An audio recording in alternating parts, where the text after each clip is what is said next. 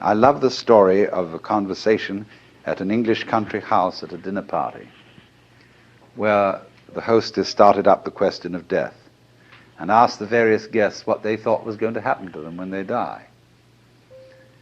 And some thought about reincarnation, and others thought about various kinds of different planes of being, and others thought they were going to be annihilated. But none of the guests had answered except Sir Roderick, who was a kind of a military type, but a very devout pillar of the Church of England. He was the church warden, chief of the vestry in the local country parish. And the lady said, "Sir Roderick, you haven't said a word. What do you think is going to happen to you when you die?"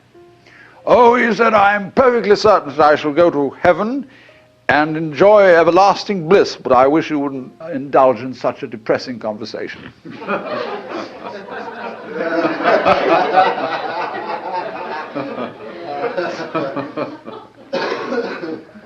That's true, isn't it?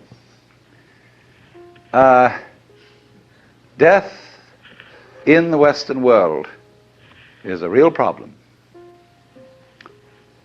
We hush it up. We pretend it hasn't happened. Our morticians, who are very smart commercial operators, know exactly what's expected of them. And they make death just awful by pretending it doesn't happen. See what happens. You go to a hospital and you're at the end. You've got terminal cancer. And all your friends come around and they wear false smiles and they say, "Cheer up, you'll be all right. In a few days from now you'll be back home and we'll go out for a picnic again." The doctors have their bedside man. You see, a doctor is absolutely helpless with a terminal case because a doctor is by social definition a healer.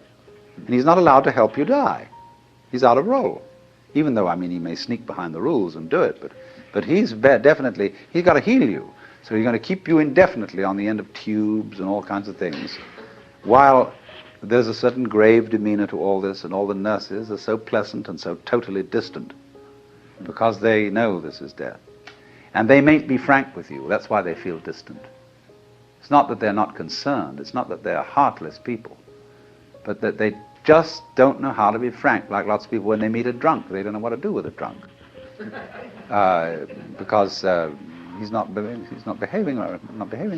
And so when you're dying, you're not behaving right. You're supposed to live.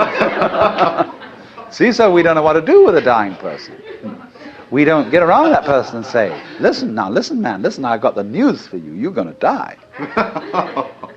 And this is going to be great.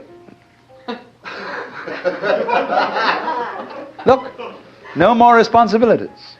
Don't have to pay those bills anymore. Don't have to worry about anything. You're going to just die. And let's go out with a bang. Let's have a party, see? We'll put some of that morphine in you so that you won't hurt too much. But we were going to prop you up in bed, and we're going to bring all our friends around, and we're going to have champagne, and you're going to die at the end of it, see? And it's going to be just marvelous. Just like being born, see? When we had birth problems, see, all women used to think that birth had to be painful. It was good for them. It was one of the things you had to suffer because you'd been screwing around with people, and therefore you had to have a child, and it's got to hurt. And then the doctors got together and they scratched their heads, and the man called Grantley Dick Reed said, "No, birth doesn't hurt, it's natural." All we've got to do is to talk these women into the idea that it doesn't hurt, that all these so-called pains are just tensions, and that birth is great. It's not a disease. It's not really something you ought to go to hospital for, because you associate hospitals with diseases and sickness. Birth isn't sickness. All right, now let's do some new thinking. What about death? Is death sickness? Or is it a healthy, natural event like being born? Of course it is.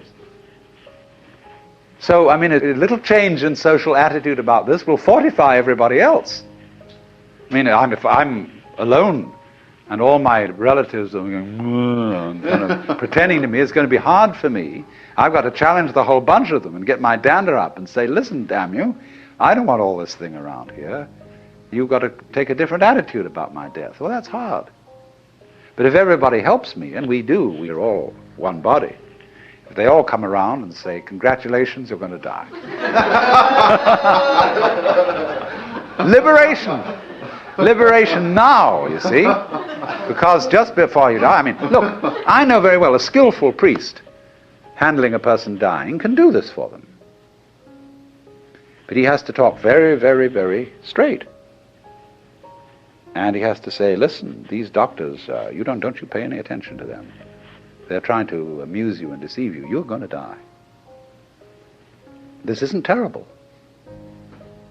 But it's just going to be the end of you as a system of memories.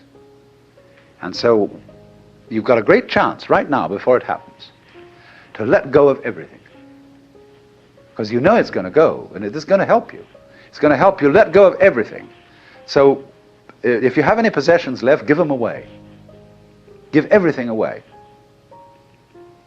And if you have anything to say that is you felt that you ought to say before you die, and that you're kind of hanging on to and it's bothering you, say it.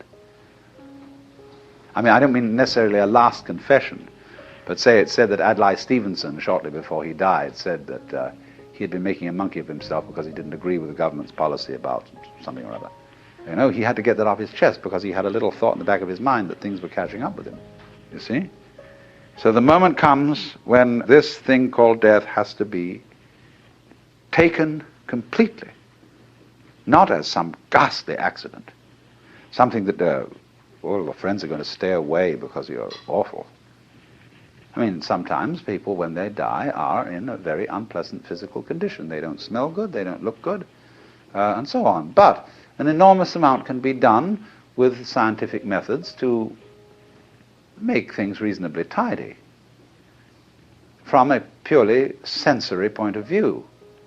But the main thing is the attitude, that death is as positive as birth and should be a matter for rejoicing, because death is the symbol of the liberation. There is a wonderful saying that Ananda Kumaraswamy used to quote. I pray that death will not come and find me still unannihilate. In other words, that man dies happy if there is no one to die.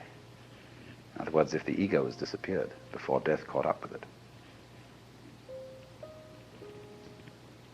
But you see, the knowledge of death helps the ego to disappear, because it tells you you can't hang on.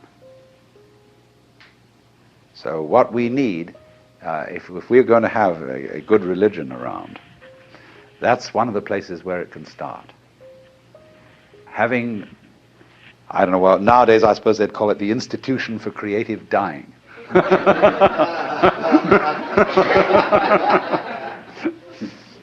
But something like that. And you can have one department where you can have champagne cocktail party to die with, another department where you can have glorious religious rituals and priests and things like that, another department where you can have psychedelic drugs, another department where you can have special kinds of music, anything, you know. All these arrangements will be provided for in a hospital for delightful dying. But that's the thing, to go out with a bang instead of a whimper.